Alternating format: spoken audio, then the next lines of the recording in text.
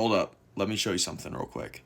Last night I got 2 hours and 6 minutes of deep sleep.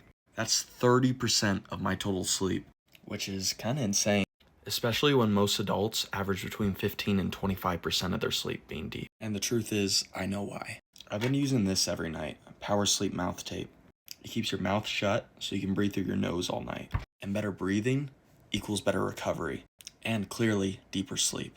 If you're trying to level up your sleep, or even just want to give my product a try, hit that link below and I'll send one your way.